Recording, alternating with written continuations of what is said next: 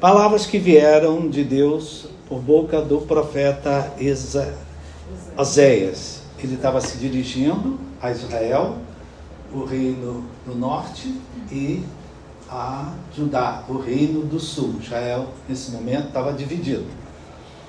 Então havia o reino do norte e o reino do sul. E ele trouxe essa palavra para o Israel total.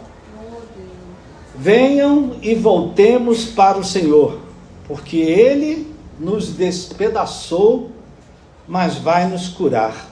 Amém. Ele nos feriu, mas vai atar as feridas. E depois de 2 dias nos dará vida, e ao 3º dia nos ressuscitará. E viveremos diante dele.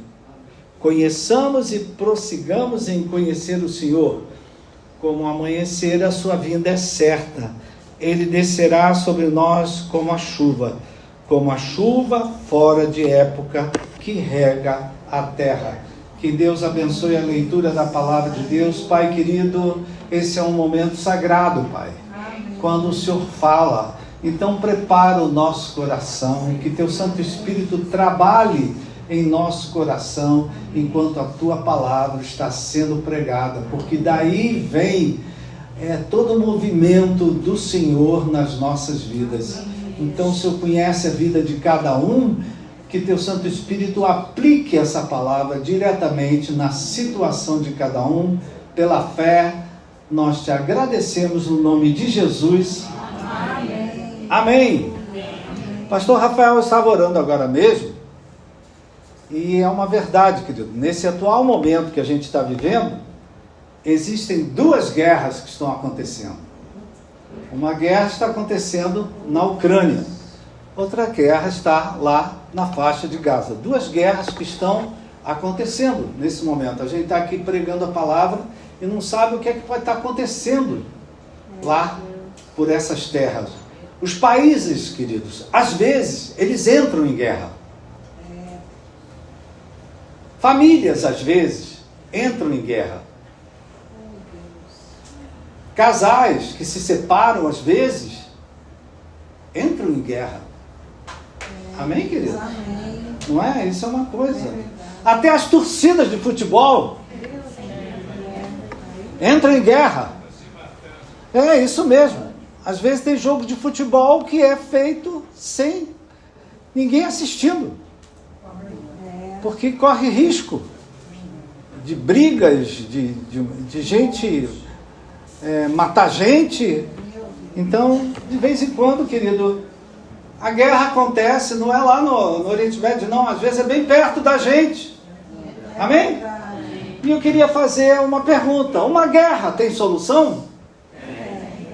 Tem? O que precisa acontecer para uma guerra terminar? Acordo, o que mais? Diálogo.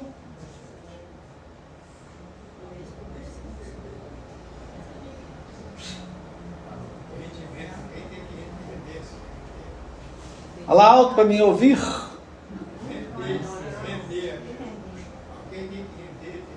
Ceder. Alguém tem que ceder. Verdade, querido. Uma guerra encontrar uma solução, nós temos 2 aí que estão acontecendo. Primeiro, querido, tem que ter um cessar-fogo. Não é? Precisa haver acordo. Precisa haver algum conserto. Precisa haver alguma concessão, como foi dito. Precisa ter algum limite. Precisa ter algum tipo de aproximação, algum tipo de reconciliação. Senão a guerra não acaba. É verdade. Amém, queridos? Amém. Eu estou falando isso, queridos, porque esse Israel que está aqui, que nós estamos lendo, para quem Oséias trouxe a palavra de Deus, ele tinha acabado de passar por uma guerra. E essa guerra foi uma tragédia para Israel. Como às vezes, querido, a história se repete. Essa guerra que tinha acontecido foi uma tragédia para Israel. Você vê como é que ele fala. Israel ficou despedaçado, ferido, morto e seco. Né? Ele fala ele nos despedaçou, mas ele cura, sará as feridas, ele nos dará vida, nos ressuscitará, porque Israel estava como que morto.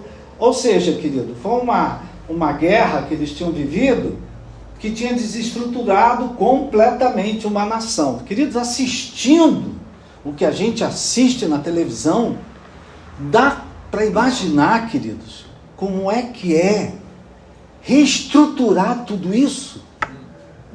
Dá para você imaginar? A gente olha, meu Deus do céu, ali morava gente. Como é que vai ser? Então, queridos, a guerra que lá atrás aconteceu, no tempo de Oséias, desestruturou completamente Israel. E eles estavam num tempo, querido, de reconstrução. A guerra já tinha acabado. Eles queriam recomeçar. Só que tinha uma trava, querido. Tinha um impedimento para eles recomeçarem, reconstruírem, fazerem todas as coisas. Eles tinham se afastado completamente de Deus. Meu Deus. Eles tinham abandonado a Deus. Eles tinham abandonado os mandamentos de Deus. É o profeta Oséias que diz: o meu povo perece porque lhe falta conhecimento. E essa palavra não foi dita apenas para o povo, mas também os sacerdotes tinham abandonado a lei de Deus. Tinham deixado, Deus ficou de fora, Deus ficou de lado, queridos. Eles esqueceram de Deus no meio dessa guerra que eles tinham passado.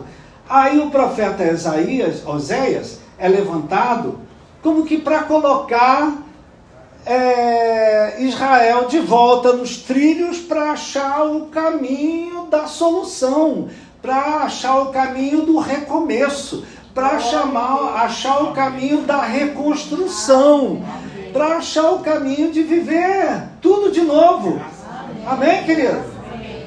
Eu não sei se você já percebeu, mas o trabalho dos profetas é muito parecido com o trabalho de um médico.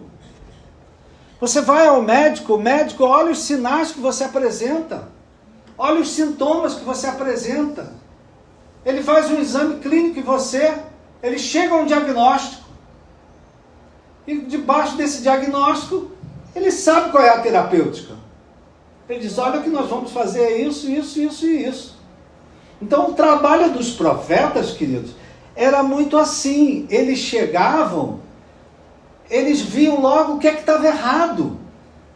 Eles viam logo qual era o pecado. Eles viam logo qual era o impedimento. Eles viam logo qual era a trava que estava ali.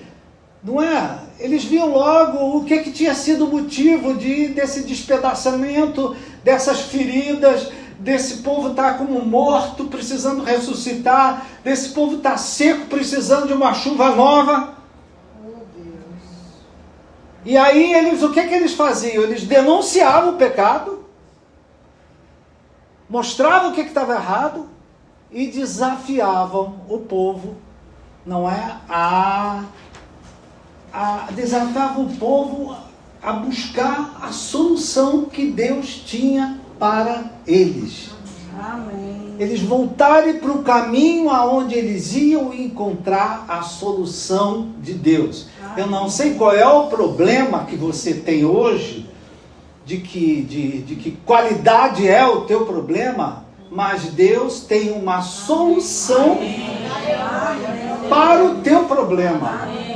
Não é a solução da tua cabeça, não é a solução do que você acha, não é a solução que a tua mulher fala, que a tua mãe fala, que a tua família fala. Deus tem uma solução para você. Amém? Mas às vezes a gente precisa se colocar no caminho de Deus. No caminho que vai nos levar à solução de Deus. É interessante, querido, que o profeta Oséias, que a gente quase não fala dele, pouco se fala de Oséias, mas ele é considerado pelos autores bíblicos, queridos, o profeta que mais expressa o coração de Deus. Diz que não tem nenhum profeta que expressa o coração de Deus como o profeta Oséias. Porque o Oséias, você pega, são 14 capítulos, aonde ele repete várias coisas. Primeiro, serve pra gente, querido. Deus te ama. Amém. Amém? Você pode pisar na bola, mas o Deus a quem você serve te perdoa. Amém. Graças a Deus. Terceiro, ele restaura. Amém. O profeta Oséias, ele prega isso, falando em nome de Deus, que Deus é um Deus que ama o seu povo, é um Deus que perdoa os nossos pecados e é um Deus que restaura a nossa sorte, e restaura a nossa vida. Então, independente, trazendo já um pouquinho para o nosso lado, independente do que você está vivendo hoje, independente do que está acontecendo na tua vida, em primeiro lugar, eu queria lembrar você que Deus te ama. Ele deu seu Filho Jesus Cristo para morrer pelos seus pecados. Ele enviou o Espírito Santo. Ele te perdoa. Se você confessar os seus pecados, Ele é fiel para te purificar. E Ele restaura a nossa vida. Amém? Então isso aqui são 3 coisas que às vezes no meio das situações que a gente vive, porque a gente, não, agora é impossível, agora não tem mais saída, agora não. Peraí, eu sirvo um Deus, primeiro que Ele me ama. Amém. Glória a Deus. Ele me perdoa. Amém. Deus, obrigado. E Ele restaura Aleluia. a minha vida. Amém. Amém? Presta atenção, querido, que Oséias falou com isso antes de Jesus Cristo vir à Terra. Glória a Deus. Hoje a gente tem muito mais Glória que Oséias tinha. Amém. Porque hoje a gente tem Jesus Cristo como Senhor e Salvador. A gente tem o Espírito Santo. A gente tem a igreja. A gente tem os irmãos do nosso lado que seguram a nossa mão e vamos em frente, que Deus tem mais para você. Deus tem mais para agir na tua vida. Amém? Só que o problema de Israel, querido, voltando para o texto, Israel dizia que amava a Deus, que adorava a Deus, que servia a Deus, mas isso era um fingimento. Como que é um fingimento? Por que está ali arrependimento fingido? Porque Israel, na hora da prova, em vez de buscar a Deus, buscava os ídolos. Ia para os postes ídolos. Ia para a idolatria. Na hora da prova, das lutas, em vez de fazer acordo com países que tinham amor pelo Deus de Israel, Israel nessa ocasião fez acordo com a Síria. A Síria servia ao deus Assur. Ou seja, Israel entrou em julgo desigual. De Assur veio a Síria, de uma certa forma, né? Então eles não confiavam em Deus. Na hora da crise, eles não confiaram em Deus. Eles mostraram que eles não tinham um compromisso com Deus. Eles não se rendiam a Deus. Aparentemente, eles serviam a Deus, mas por trás era tudo um fingimento. Amém? Amém. Andarão dois juntos, se não houver entre eles acordo? Não, de jeito Essa nação, querido, para andar em acordo com Deus, ela precisava fazer algumas coisas. Foi para isso que Oséias apareceu. Foi para isso que Oséias foi levantar. Aleluia. O que faltava para Israel, queridos? Fidelidade. Fidelidade. Mas antes da fidelidade, faltava o quê? Fé. Oi? Fé. Fé. Sim, fé também. Mas o que mais que faltava? Se voltar para ele. Vai falar aí, meu irmão. Você... Arrependimento. Arrependimento. Arrependimento, querido. Faltava um conserto com Deus. Faltava uma reconciliação com Deus. Faltava uma mudança de atitude com o pecado. Faltava reconhecer que em vez deles buscarem a Deus, eles têm buscado aos ídolos. É igual o crente que está na igreja, servindo a Deus, Aí as coisas apertam. Ah, eu vou lá na macumba, quem sabe ajuda. Não estou falando besteira não, minha gente. Estou falando besteira não. Estou falando de coisas que eu já vi. Amém, queridos? E Oséias, querido, ele veio com esse propósito para Israel. Israel estava indo pelo caminho errado. Estava repetindo, estava buscando a força, porque a Síria era, vamos dizer assim, a nação mais poderosa da face da terra nessa ocasião.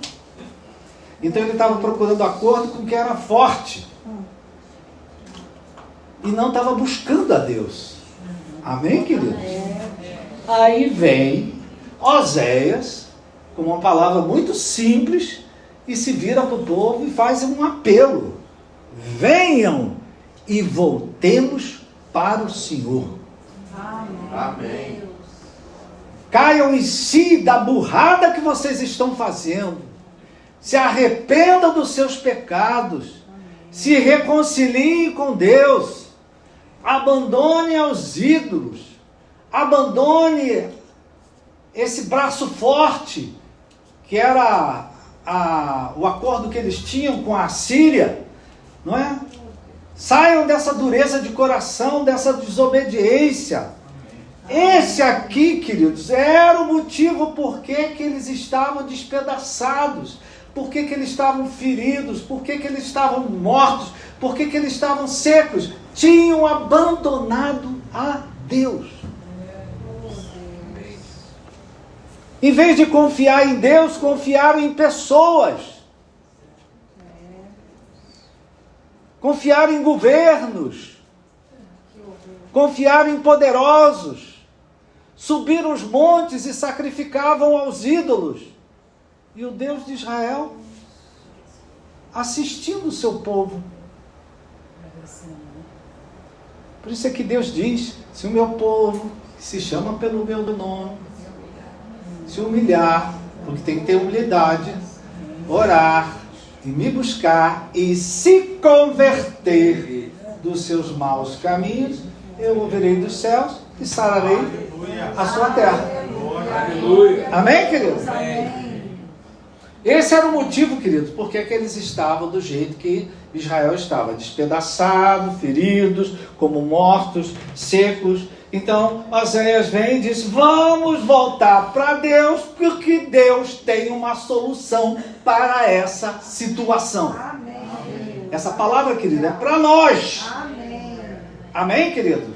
Porque às vezes a gente não vai atrás de poste ídolo, espero, mas a gente às vezes não, quem vai resolver o meu problema é fulano, quem vai resolver o meu problema é ciclano, não, eu vou buscar fulano. Não, peraí, querido, vamos voltar para Deus, porque Deus tem uma solução dele para o problema que você está enfrentando hoje. Aleluia. Amém? É para você pregar para o teu irmão. Meu irmão, Deus tem uma solução para o teu problema. Ele tem uma solução para a tua família. Ele tem uma solução para a tua vida financeira.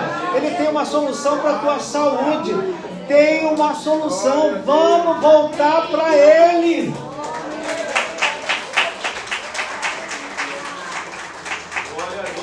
É assim que acontece na igreja, querido. Tem gente que desaparece, some, vai embora. Aí cai o inferno na vida dele, aí volta correndo para a igreja. Vem pela dor. Não é assim, querido? Quer nem saber de Deus, quer nem saber de igreja. Mas aí a casa cai. Para onde é que ele corre? É interessante isso aqui, querido. Voltar para Deus, é no sentido de se consertar, de se reconciliar, no sentido de voltar a ter um relacionamento com Deus. Porque Israel, queridos, não tinha mais um relacionamento com Deus. Não orava mais a Deus. Não adorava mais a Deus. Queridos, para Deus, o mais importante não são nossos cultos, não, querido. O mais importante para Deus, é o relacionamento que nós temos com Ele. Aleluia. Amém, querido? Amém. Você entende isso? Amém. Para Deus é mais importante o relacionamento que eu tenho com Ele do que o que eu faço para Ele. Amém, Deus. Posso repetir? Amém. Para Deus é mais importante o nosso relacionamento de amor, de comunhão, de oração com Deus. Isso é mais importante do que o que a gente faz Amém. na igreja. Às vezes a gente na igreja está num ativismo, fazendo muita coisa para Deus, mas não ora há muito tempo, não lê a Bíblia há muito tempo, mas está servindo a Deus. Mas não tem relacionamento com Deus. Para nós que somos pais e mães, querido, o que é mais importante? Os títulos que nossos filhos conquistam ou o relacionamento que eles têm com a gente? Relacionamento. Os títulos são bacanas, as conquistas, vitórias, mas o que eu tenho adianta ter um filho que conquistou, que teve uma vitória, se ele não fala comigo? Nem no Natal aparece. Oh, Deus.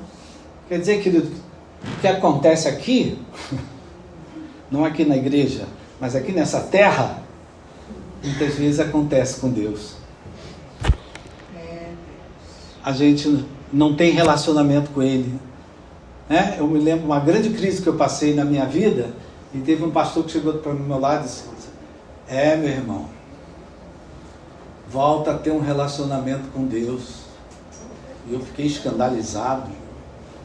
Pensei que iam passar a mão na minha cabeça, botar um pano quente. Dobra teu joelho e ora a Deus. Busca de volta o relacionamento que você tinha com Deus. Amém, queridos? Vocês estão aí? Então, né, a palavra de Oséias, querido, era um chamado ao arrependimento. Amém? Por quê, querido? Sem arrependimento não há reconciliação com Deus. Sem arrependimento não há relacionamento com Deus. Sem arrependimento não há perdão. Sem arrependimento não há restauração. Amém, querido? Amém. Sem arrependimento não há recomeço. Amém, querido? Amém. O arrependimento, queridos, ele abre um caminho para um recomeço. Ele abre um caminho para uma reorganização na vida. O arrependimento, ele abre um caminho para eu reestruturar a minha vida. Amém. Tudo começa com o arrependimento. Sem arrependimento, querido, não tem recomeço.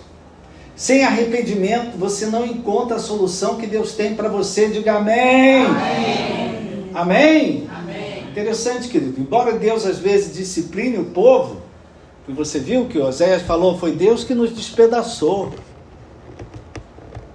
Foi Deus que permitiu.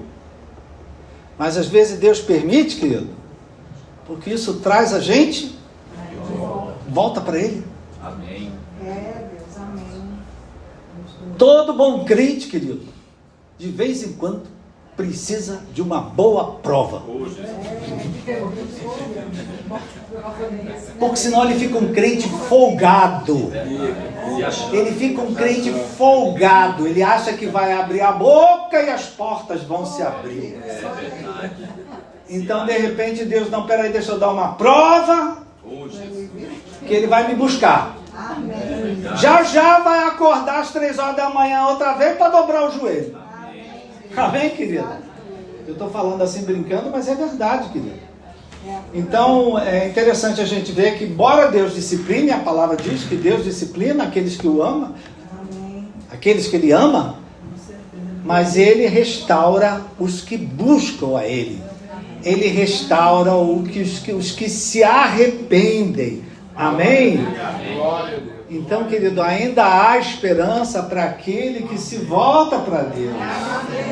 Esse convite de Oséias ainda está de pé.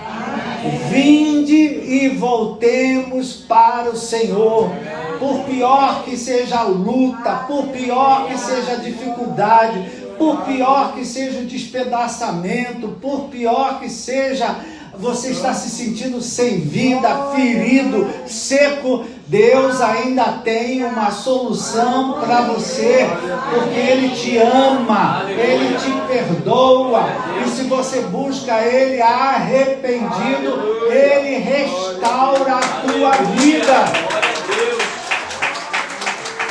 Glória a Deus, aleluia. E aí o profeta diz: conheçamos e prossigamos em conhecer o Senhor. Querido, é no meio das provas que a gente conhece a Deus.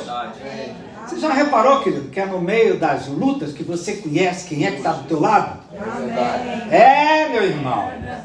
É na hora da luta que você vê quem segura a tua mão, quem te dá apoio. É na hora da luta que você vê que tem gente que não está nem aí para você. Amém? Uma vez eu fui pedir ajuda a uma pessoa, e uma pessoa disse: sinto muito, você tem um problema. Deus te abençoe. Se vira. Amém, querido? Amém. Então, querido, não importa o quanto a gente possa ter se desviado, o Deus no seu amor, Ele está sempre disposto a nos perdoar, a restaurar a nossa sorte. Se você reparar, foi assim com a vida de Jó. Domingo passado estávamos aqui pregando sobre Jó. Deus restaurou a sorte de Jó, depois de ele ter passado tudo o que ele passou.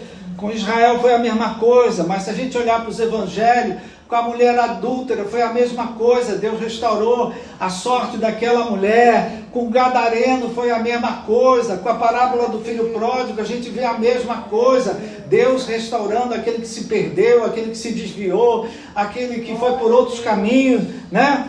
Por quê, queridos? Não esqueça disso, Deus te ama, Ele te perdoa e Ele restaura. Só, queridos, a chave que liga tudo isso é o arrependimento. E o problema de Israel era esse. Era um arrependimento fingido. O povo dizia uma coisa pela frente, que servia a Deus, mas por trás estava lá no monte, sacrificando a ídolo. Não era um arrependimento de verdade. Amém, queridos? Então, a chave que liga isso, né? Quando você cai em si, você se arrepende, e aí é que você vai ver a solução que Deus tem para aquilo que hoje está despedaçado, para aquilo que hoje está ferido, para aquilo que hoje está seco.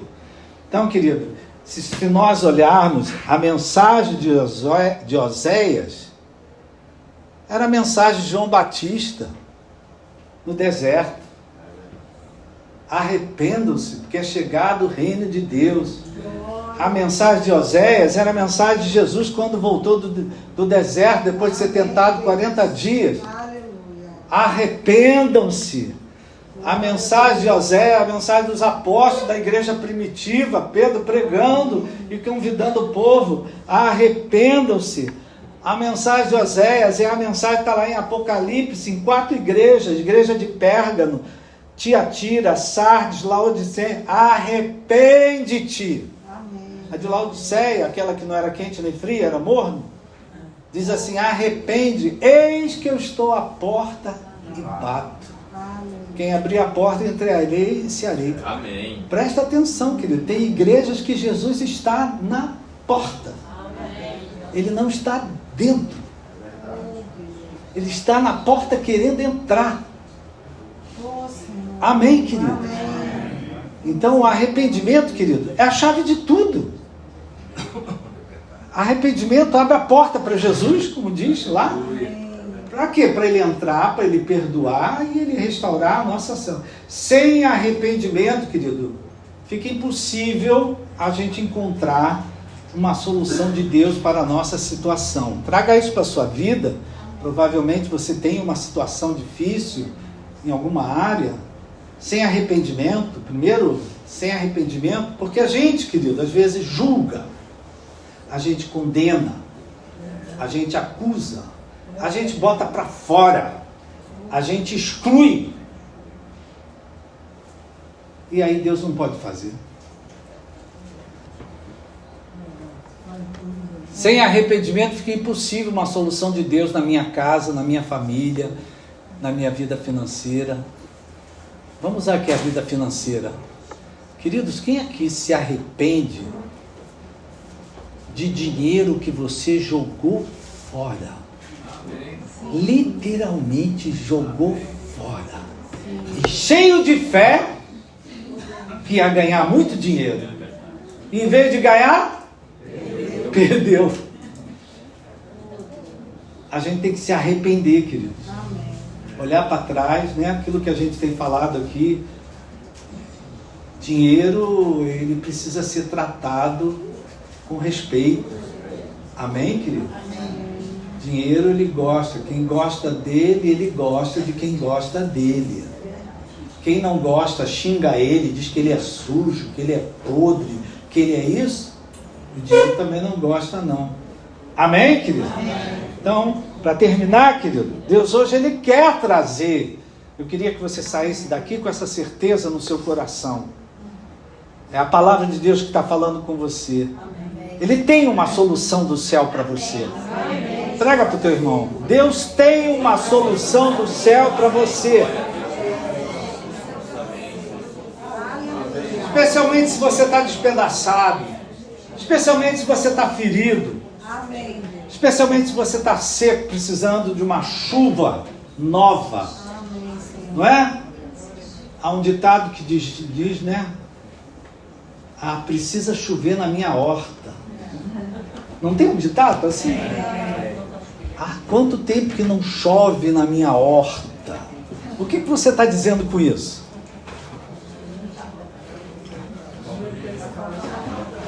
O que você está dizendo com isso? Oi? Falta regar, né? Então aqui há uma chuva. Tem uma chuva nova que vai cair sobre a sua vida. Glória a Deus. Amém? Amém. Mas para a gente experimentar, querido, né? Como Deus disse aqui, que Ele vai ligar o que despedaçou, que Ele vai sarar o que foi ferido, que Ele vai ressuscitar o que foi morto, que Ele vai trazer uma chuva nova, aquilo que está seco. Para isso, querido, a base de tudo para Deus fazer isso é o arrependimento. É o meu cair em si. É eu colocar a mão na cabeça. O que foi que eu fiz? Como é que eu andei? Eu às vezes me pergunto, que eu não sei se isso acontece com você. Eu me lembro de situações da minha vida e eu me pergunto, Roberto, quem era aquele Roberto que estava lá? Como é que você fez isso? Eu penso nisso, querido, nas coisas extraordinárias que eu já fiz. Pode não parecer, mas eu já fiz coisas extraordinárias. E essa pessoa que está do teu lado também, ela já fez coisas extraordinárias. Às vezes a gente para, meu Deus, como é que eu fiz isso? Eu digo muitas vezes para Maria José, me lembrando de lá de trás, eu digo, Maria José, eu morava no Meier. Dava plantão no Paulino Werneck, na Ilha do Governador. Às 7 horas da manhã, eu já estava paramentado, assumindo o plantão. E eu pergunto para ela, como é que eu fazia isso? Eu não tinha carro. Eu não tinha moto. Lá em casa ninguém tinha carro. Como é que eu chegava tão cedo lá? Pegava o 696, Meier Dendê.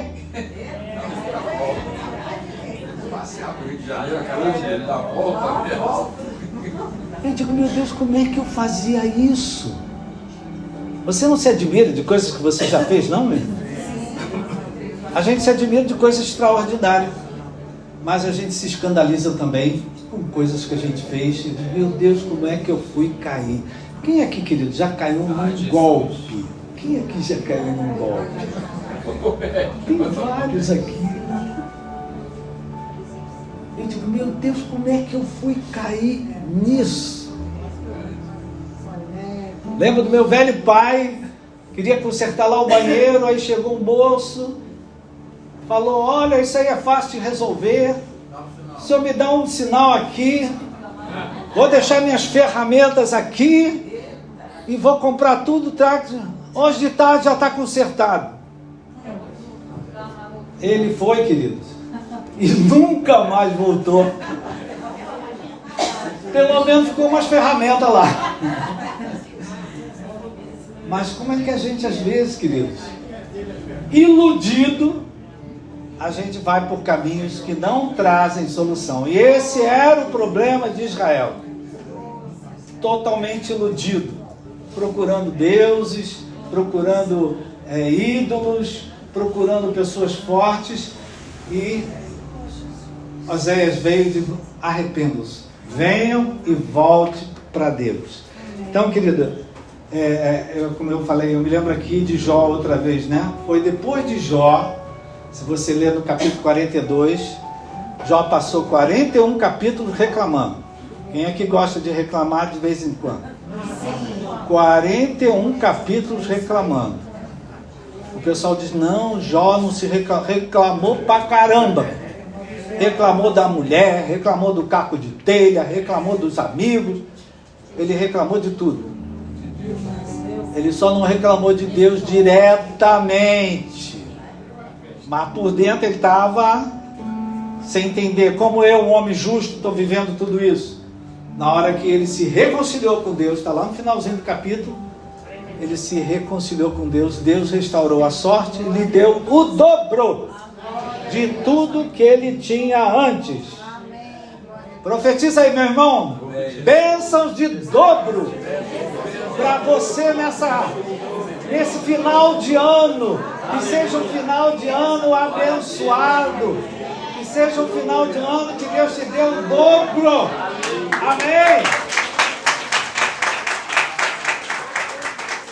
Então, queridos, era uma palavra de fé, era uma palavra de futuro, era uma palavra de esperança, era uma palavra de amanhã, não só para Israel, mas também para nós. Então a palavra de Deus para nós é hoje: venha, voltemos ao Senhor. Amém? Porque Ele tem a solução que nós precisamos. E nessa manhã nós vamos fazer uma oração, queridos, em que nós vamos nos arrepender. Isso é uma coisa que cada um tem que fazer. Eu não posso me arrepender por você. Não um arrependimento fingido, de boca para fora. Eu tenho que me arrepender, pedir perdão a Deus. E Deus, Ele vai restaurar e vai trazer a solução que Ele tem para a situação dele. Quero convidar você a se colocar de pé. Em primeiro lugar, querido. Em primeiro lugar, quando o paciente chega no médico, o médico pergunta: qual é a sua queixa principal? Por que você está me buscando? Por que você veio aqui? Então abaixa a sua cabeça, meu irmão. O que é, nas palavras da Bíblia, que hoje te despedaçou? O que é que hoje abriu uma ferida em você? O que é que deixou você hoje assim como morto, seco, sem produzir nada, precisando de uma chuva que venha do céu? Primeiro, querido, identifique a situação da tua vida. Israel estava vivendo uma tragédia, queridos. Então, primeira coisa, tem que se identificar. Segundo, queridos, vamos pedir perdão a Deus, nos arrepender, porque muitas vezes nós achamos que íamos resolver do nosso jeito. Eu vou fazer assim. Eu vou fazer assado. E tudo que a gente fez não deu em nada. Vamos nos arrepender de palavras que nós falamos, de coisas que nós fizemos, de coisas que deixamos de fazer. Vamos pedir perdão a Deus e pedir: Senhor, restaura a minha sorte, restaura a minha vida. Hoje, queridos, nós temos Jesus Cristo à direita do Pai intercedendo por você. Hoje você tem o Espírito Santo dentro de você, orando com gemidos inexprimíveis. Hoje a gente tem muito mais que Israel tinha, que Oséias tinha. Então, Pai, muito obrigado por essa palavra, Pai.